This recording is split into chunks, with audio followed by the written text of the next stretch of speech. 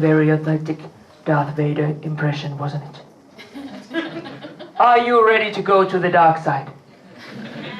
Yeah. Well, our next speaker will talk a little bit about the dark side of humor, but also humor and leadership and human resources interventions and workshops. And his presentation is humor in the organizational context. And he also asks, should we be having a laugh? And as a comedian, I would love to answer the question right away. But let's hear what the man has to say. He comes from Oslo, from Human Factors AS in Oslo. Please welcome CEO Piotr Pluta. Thank you. Big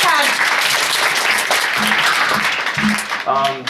Yes, we're supposed to talk a little bit more about the negative effects of humor, and as she said, but then I learned how early we have to be here today to start this presentation. So it's be more of a Return of a Jedi rather than Empire Strikes Back. So yeah, I'm just gonna start the presentation and get on with this. Here we go. Okay, so yeah, my name is Piotr Pluta. I'm an organizational psychologist. I work as a managing director of a small consultancy in Oslo, Norway.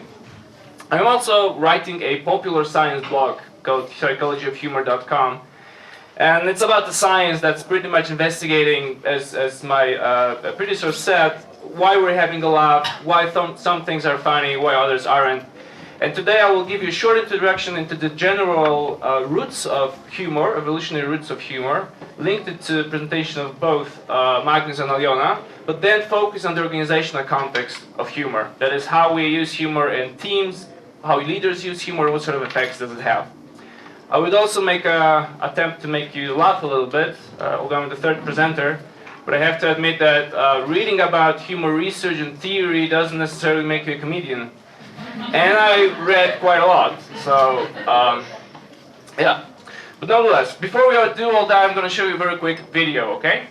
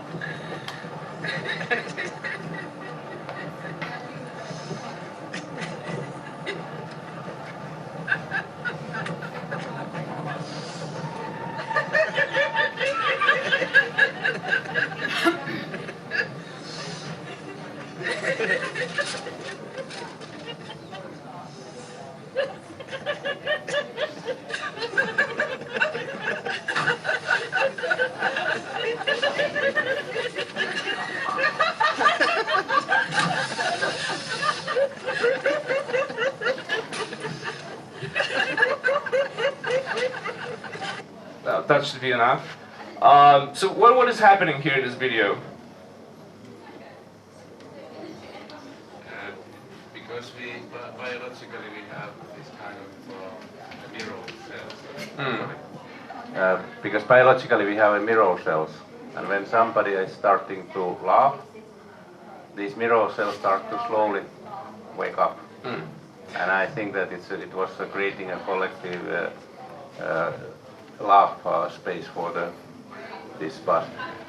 But I just want to say here, because I was in the Midnight Sun film festivals, and there was they said that it was the perfect comedy show. There was this kind of I don't remember, was it the Chaplin's or Buster Keaton's film, but they said that the perfect comedy is coming when the audience is laughing from the first lines till the end. And I think this was a bit similar. What is the reason? Well, that was the explanation actually, what I was expecting, that somebody's going to say contagious laughter. And I will say this. But yes, actually what's happening, and Magnus was discussing this, is that we have what we call the mirror neurons. And these are the neuron cells that fire up when we see people performing certain actions. So laughter is one of them, but also sexual arousal, and you're hungry, you're watching other people eat, then you get more hungry actually, and aggression and so forth. So this is the neural neurons, the correct explanation. And that is the case, and I saw people were sort of starting to smiling a little bit in the room, although it's only the video, which is a supporting evidence for what Magnus was discussing of how contagious the emotions are. If you look at this picture, what you see is, this is a picture taken by German photographer Norbert Rosing, north from the Lake of Manitoba in Canada. What depicts is a famished polar bear, very hungry polar bear towards the end of the winter, getting closer to the sort of settlements there, and the huskies are chained, so they cannot escape. So how many of you think that the bear is gonna eat the husky? Just a couple of people there, not very pessimistic, you Finns, that's very good. How many of you think that husky is gonna chase the bear away, barking and charging the bear? Yeah, more? Quite most of you actually. How many of you think the husky is gonna eat the bear? One optimist, yes. How many of you still think the husky is gonna chase away the bear? This actually happens. The bear is not fainted, is playing with husky actually. So what they're engaged in is what we call the tumble play fun game, much as the puppies do and kittens do. And you can't see it here, but there's a psychologist, Stuart Brown actually, who had access to the video here, and what he observed is that the husky puts on a certain facial expression, if you can call it like that, a play face. And this play face is a universal cross-species invitation to this kind of tumble play sort of activity, having fun, pretending that we're having a fight, but actually we're friendly with each other and just having fun. And this expression is called the play face. We can trace it.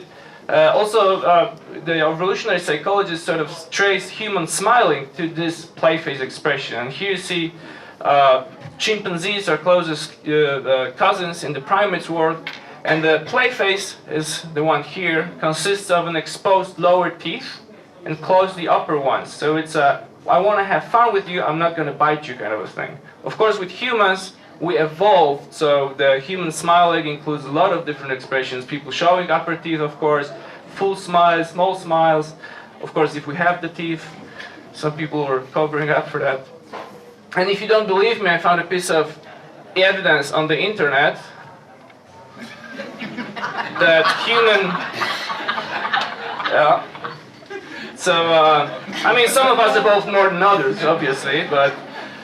Yeah. So the author, by the way, apologized for not being able to find a monkey face expression as unintelligible enough to sort of match this one. And I apologize, of course, if I've offended any feelings of any monkey. But how does it all relate to humor, really? We talked about smiling, and you said, Magnus, very correctly, that smiling and laughter are sort of products, behavior of products or markers of humor. However, if we think again about the husky and the bear interacting, sort of, what they did was they engaged in a kind of incongruous situation because they were pretending to fight, and fighting is quite serious business in the animal world, especially predators. But at the same time, they were feeling friendly with each other. So Aljona was on that as well. Incongruity in psychology is what we believe is behind all kinds of humor, right? Incongruity is something that is in a sense odd, strange, out of context, unexpected. And here's a small theory that attempts to explain why some things are funny and aren't not. Because not all kinds of incongruity, of course, produce laughter. So these authors here, Peter McGraw and Scalip Warren, constructed this simple theory and claimed that it accounts for all kinds of humor. So what they say is that in order to produce laughter, a situation, event, something somebody says, has to be perceived in two ways simultaneously. As violation, and by violation they mean something that is violating norms, threatening your view of the world, threatening your view of the reality, maybe unpleasant. And it has to be benign at the same time. Benign means neutral, not really threatening, okay, even positive emotions can be evoked here. So if the situation is perceived as a cross of these simultaneously, you get humor. So you can say that failed jokes on this side would be jokes that are too easy, too simple, not violent enough. Jokes here, For example, if people are attempting humor, would be too much, going too far. For example, joking about, I don't know, women blondes being in Scandinavia, for example. That is not the typical joke you want in this context. But I'm going to show you examples to sort of explain this a little bit more. So what do you think can be a funny cross, humor, arising from looking for shelter in rain, an activity that is just benign, you know, people do this, this is nothing new, and intimate parts on display, which is a violation, actually, of the sexual norm in public, right? You don't show these things publicly. So I found this picture, which is quite natural. I don't know if you see this. There's a giant Marilyn Monroe statue, and people are caught in rain, so they're sort of hiding under their skirt, obviously, you know. Another example, a cross between improvised solutions, like you sometimes have to improvise, you know, you don't have tape, you don't have glue, you have to use something else, I don't know, and a certain breach of safety that can lead to injury or death even, which is threatening, which is violating. So I found this picture here. I don't know if you can see this. What was happening here is that, it's quite ingenious actually. They have a plank, and this guy, I don't know, is welding or painting something on the ship, and those three are just standing and supporting his weight. Which is, by the way, not a very efficient way of organized teamwork. It's not in Scandinavia. This is, well, probably not. So, you know. And that leads me into the organizational side of humor, and how humor is used organizational-wise in teams and so forth. And now I will talk more about when humor at work works. We'll go into three areas. Group cohesion, which pretty much means the team spirit, bringing people together, having identity. Leadership, how leaders are using humor, to what effect, what situations. And at the end I will show some cases, insight, and tools that I and other people use to sort of address humor actively in the organizational HR management context. Yeah, group cohesion then. Well, if the people, and Aliona discussed it a little bit, if the people share sort of humor, have a shared humor experience, that leads to certain effects. First of all, they perceive each other as more similar, and this is an interesting effect because one, it's actually so that the more similar we are, the more likely humor will appear between us. But if the humor is appearing between us, we think of ourselves as much more similar than before. So humor kind of can trick us into thinking that this other person I'm sharing a joke with has the same beliefs, same values, same view of reality. Interestingly, and this is well-researched psychological effect, we tend to like people that are like ourselves. So when we experience humor together with other people and think they're more similar, we naturally also like them more. In addition to that, if they're the source of humor, we also relate the positive emotions related to humor to them, which brings up attraction, which is really important in the team context. This brings the feeling of closeness, of course. The more time we spend together, the closer we feel to each other. And humor, also on a higher order level, can sort of reaffirm group's identity, in a sense that after a while, group is developing certain inside jokes. Humor becomes the part of the idiot culture, if you will, the inner small culture, so that the outsiders may not necessarily understand humor. People use humor in organizations to socialize new members, telling funny stories about how the things are done here, and also using humor to sort of point out how the things should not be done here, in a funny, humorous way, without being threatening. And also, ridiculing other groups, clients, competitors, or other products, can be a way of enhancing the cohesion of our team spirit. Here's one of the early examples of internet and humor internet. So this is Windows 98, I don't know if you see this, it's more than almost 20 years ago. And so you can think that, I don't know, maybe a frustrated user sort of created this to cope with the adversities of Windows 98, or Linux or Ubuntu programmers, you know, that are more up to open source systems. This is a newer version, same theme. It's finished, I shall call it Windows 8. And I know that meme helped me to survive before my computer updated to Windows 10. And I have a couple of memes with Windows 10 too, but I don't dare to put them on the Microsoft PowerPoint. I don't know if it's gonna... No. So, this was those were examples of the kind of negative, put down, a little aggressive competitive humor. And you would naturally think that this kind of humor would not have positive effects in the group, on the group cohesion. However, and you probably experienced that a lot, that this friendly teasing, sort of mild put down towards other members in the group also can enhance cohesion, and is actually a sign when the group is really close together, that they can sort of allow to have this more tougher jokes. Here's a study that observed a group of police officers undergoing training in the course of 6 weeks, and they were forming their sort of team and group. These are the Canadian police officers.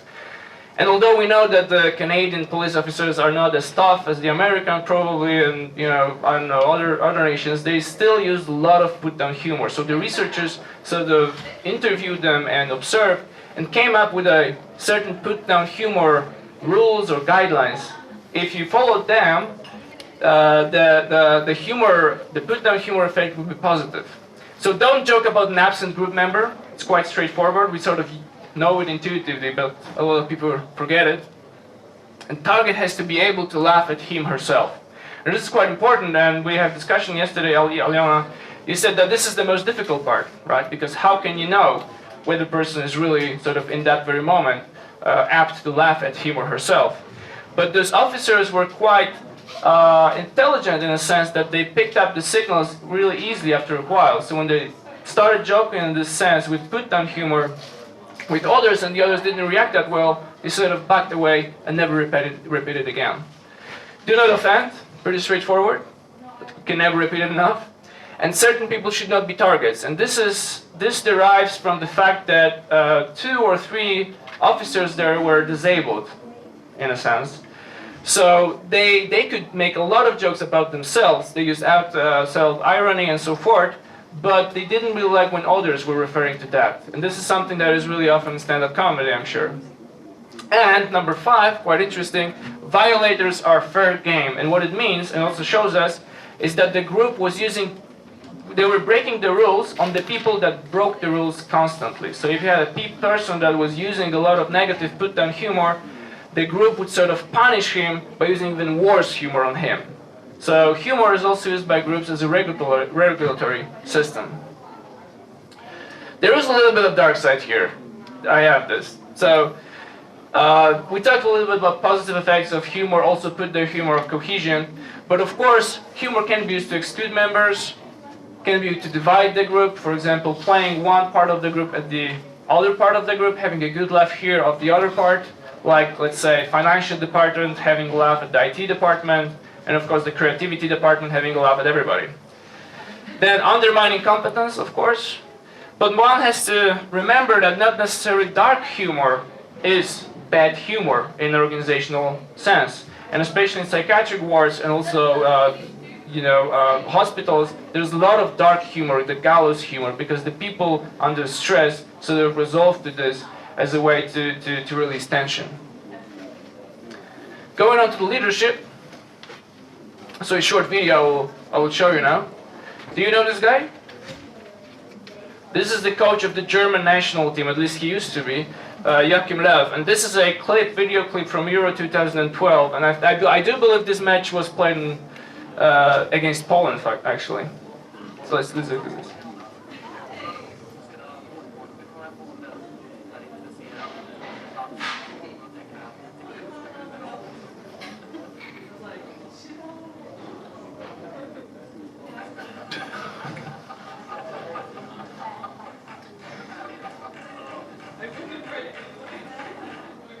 So clearly he made a practical joke with this bald boy standing next to the line.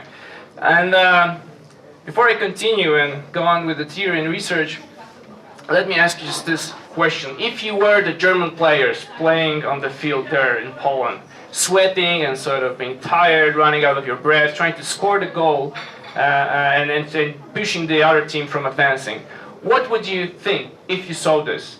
Would you think, how many of you would think that he should be focused on the game, not fooling around? A couple of people there. How many of you would think, oh my God, I'm embarrassed for him, again, because he's also known for doing certain things on the field? Yeah, right? How many of you think he's really confident and relaxed? Again, the majority. So this is an example when the leader, and he's clearly the leader in the situation. Of course, there's a captain on the field when the football players are playing, but nonetheless, this is a person with a higher status, person, you know, sort of responsible for the whole gig. And using humor in this situation does not necessarily bring the negative emotions in team. To the contrary, when leaders use humor effectively in the right way, they can show control in crisis. And this is something that was shown in many studies, that the followers, the employees, observing the leaders in the critical situations, showing sense of humor, perceive them as more in control and more integral than if they weren't. They reduce status differences.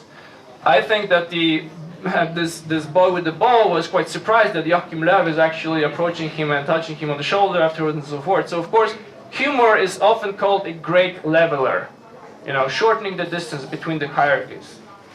Put people at ease, bring teams together. We discussed that in terms of team cohesion, and leaders probably play an important role in bringing this sort of shared humor experience there. Spark enthusiasm. And this is, I think, one of the most used case study. This guy's called Herbert Kelleher, and he was the legendary CEO of this Texan or South airline company called Southwestern. And they went from 3 airplanes to 375 in the course of a decade or more. And he was known for using humor very actively. And actually, this is the first company that sort of included humor in these strategic documents as a part of the whole organizational structure, culture building. And for example, if you now fly with Norwegian or Turkish Airlines or Qatar Airlines, you know that the stewardesses use sometimes humor, you sometimes maybe saw it on YouTube, presenting the safety instructions in a funny way. Now this is the company that actually started that. So they would give guidebooks or guidelines to the stewardesses and pilots, how they can sort of announce the safety regulations in a funny way. So for example, a stewardess would go and say, you know, in the case of sudden pressure drop, air pressure drop, the mask is going to sort of release from the panels above your head. So put the mask first on yourself, and then on the child you love more. So this kind of humor, of course, is a little on the border. Some people may react a little bit negatively to that. And he said, famous for a quote, he said, "Work is serious business. Don't spoil it by lack of humor." However, bad leaders using humor, they do that as well quite a lot. They use it to show off. It's the same study that showed us a lot that they use it to show off, to take more plays. They're not really that important of sort of creating a cohesion building feeling among the team. They use it to cut people down with sarcasm, divide the group, of course, if they want to play people at each other, and overly distract from task.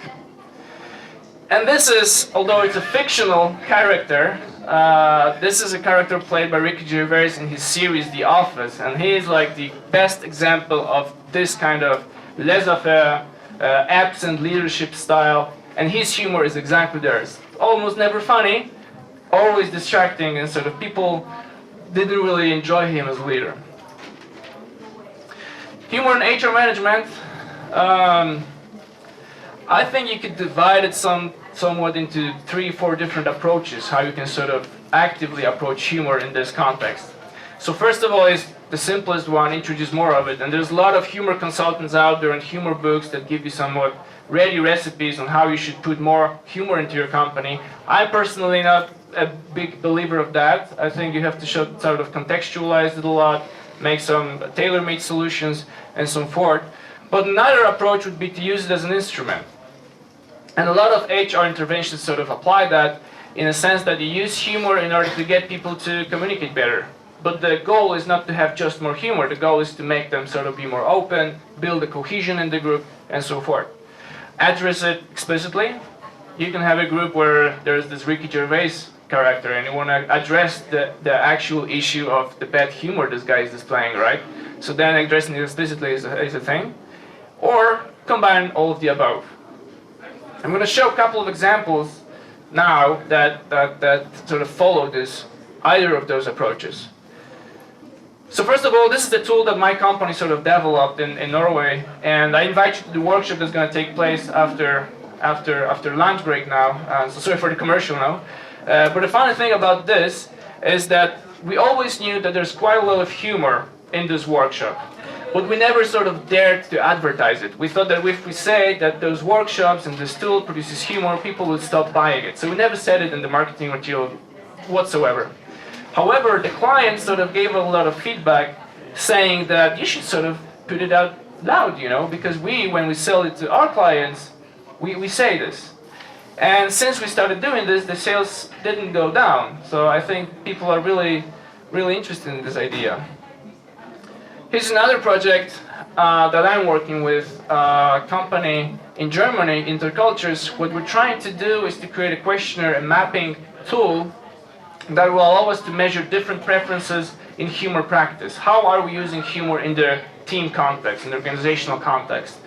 Measuring differences in terms of how people use humor to motivate themselves and others, to give and receive feedback, for example. Were they different in terms of being more participative? Yes, they enjoyed to have a good laugh, but not necessarily create this sort of transgressive, active humor. Or were they prefer the competitive style? Also, to what extent they are able to adjust the use and sense of humor to different people, different characters, different contexts. So this is an ongoing project, but we hope that if we have this kind of tool, we can learn more about the differences and gaps between people, and thanks to that sort of understand misunderstandings. If my sense of humor is so different than yours, then no wonder we couldn't have a laugh together. Negotiate shared humor practice, and that would be referring, for example, to how we use put-down humor. But most importantly for me as a practitioner, I think that giving the participants the vocabulary and sort of concepts, and even making them ask the questions in the questionnaire here, would raise sort of humor awareness. So give people tools to sort of talk about humor together in the team with the leaders, sort of give each other feedback. However, the danger here is, of course, and I think the quote by American writer E.B. White exemplifies this, is that analyzing humor is often compared to dissecting a frog. As few people are interested and the patient dies in the end. So what we don't want to do is to overanalyze humor. It's very important to be spontaneous, right? So we'll see how this project goes. Here's a tool that I often use in team building workshops, either humor related or not. You know the internet memes, right? So this one here is the Grumpy Cat. I actually saw a t-shirt yesterday in Oulu that had the Grumpy Cat on it. So the first one says, I don't know if you see it from there are two kinds of people in this world, and I hate both of them. The other one is a bit religious, bless mommy and daddy and grandma and strike the cat that lives next door. So they're not very super funny, but if you're addressing a bigger audience, when I'm doing this with teamworks or big kickoffs, you have to save the safe humor. But I put a twist to this in the sense that I print them, I cut them out, but what I also do is I change the punchlines. I mix them all together. So I have like 5, 6 different memes, and I change the endings, so they're not funny. So the people are sort of asked to get up, walk around, and find the person with his or her punchline. And they have to exchange it, have a laugh together, you know what I mean? Fit the ending to the joke. And it's a nice experience for them because they're having a laugh, they have to move a little bit around. They also can maybe reflect upon humor. Next step to that often is that I give them blank memes. Just a picture without captions.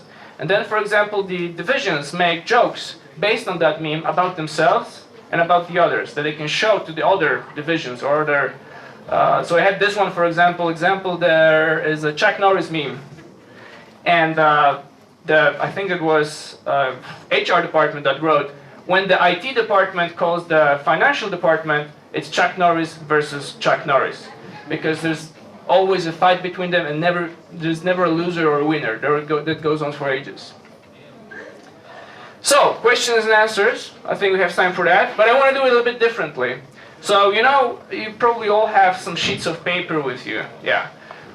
Or we can ask the people sitting closer that if they feel something in the back of their heads, they can just throw them on. That was a good attempt. Come on, throw it. This is going to be a lot of in-between landings, refueling.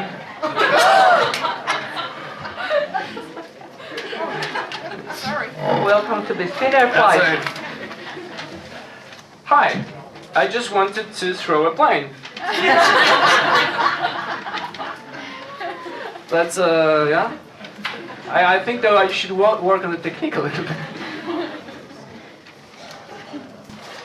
If there is a way to increase spontaneous humor, well, this laughter video that I showed in the beginning, contagious laughter video, it's partially to illustrate the mirror neurons, of course, and the evolutionary roots of humor. But actually, I found out that it's much easier to tell jokes after that. They're not as funny, but people laugh anyway. So priming people for humor and laughter is a way to sort of getting them to the mood to be more responsive to spontaneous humor afterwards. But I'm sure that Päivi can tell you more about it, being a stand-up comedian she is, to sort of improvise in the nick of the time. But yeah, priming people. Say again? There are many human trainings. Oh yeah. Stand-up comedy training. Good. And back to you, sir. Okay. Well, maybe you wanted to answer the question yourself. So, can you laugh for Santa Claus, and why do you think you can go away with it? What do you mean laugh for Santa Claus? So if you meet Santa Claus, definitely he's asking whether you have been Okay. have you been mean or have you been good. So kind of tricking. And if you are laughing at that moment, Well, what happens? Well, I don't know, you know, it's whether comedians make good liars, for example, that could be an interesting thing. Well, that's an excellent research subject, so I will investigate that. Yeah, here we go. Ah, that was a nice flight. Just above your head, sir. Thank you for a good, informative session. Oh, thank you. How do you think humor can work in a cross-culture better, or yeah, in a cross-culture team, company or project teams? Yeah, that's often the case. That is really problematic, and we're discussing that language barriers are one thing, but I think talking a little bit more about it could be a way, of course, not over-analyzing this, and being aware of, for example, being British in a team, who have the tendency to be quite ironic and spontaneous and cynical. It's not necessarily fitting the Nordic sort of style. So having this awareness on one hand, getting to know each other better on the other hand, and also what I've experienced, and probably you as well, working in different projects and traveling abroad and studying in the United States, for example, although we have different sort of humor backgrounds, nowadays with social media like Facebook and memes and so forth, we could sort of share this a lot, and that was a gateway to a more advanced, more spontaneous sort of base of humor. But definitely creating a safe environment is a good prerequisite for humor in this situation. Yeah, last question? Or wow. Should teachers use more humor, and how? Definitely, I think.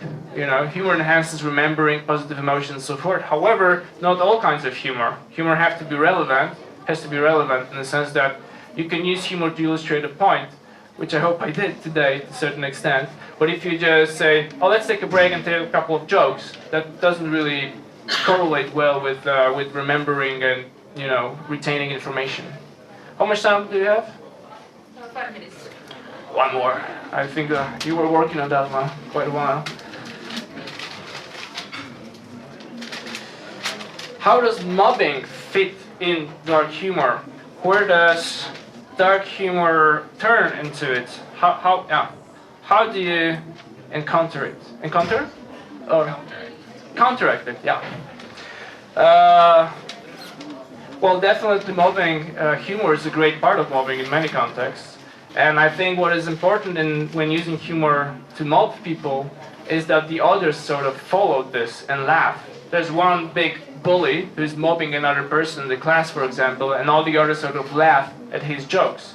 So I think an important case here to make on an organizational level, to be aware of that and sort of, even if you have this bad spoiled apple that's doing this, to make aware that following his or her jokes would not actually help anyway. So counteracting it, I don't know, the boards of ethics, or being funnier comedian than he or himself. A lot of people develop, and this is one of the styles of humor that was conceptualized by Martin, the kind of strategy that's called self-deprecating humor, self-defeating humor. So sort of you're being mobbed, and you, as a person who is being mobbed, sort of laugh together with the oppressor. And that can have two effects, goes two ways. Either the oppressor sort of says, okay, this guy, I can't make a joke at him that he's, is not going to be put down by this, he's laughing with me, or actually even mob this person more. So hard to sort of, but definitely laughing and showing control of the situation could be a way. One last question maybe, and we take a break. Oh, that's chance 1 in a million actually. Just landed in his sleep. Unbelievable. Unbelievable. Oh, I see a diagram. How to know how to maintain humor. I don't know. How to know how to maintain humor practice in an organization. So top down, for example, there's a drawing here. As this case with Southwest Airlines is that you could sort of have humor embedded in your organizational culture and promote it with leaders as well, with middle management, line management, and so forth. So that would be one way. Also, I know that they recruit people with not with a certain sense of humor, that someone that sort of could adhere to those values and can sort of be aware of using this. So there's no simple answer to that, I'm afraid. There's a lot of... Yeah. Okay, so thank you. Thank you for all the questions and paper replays.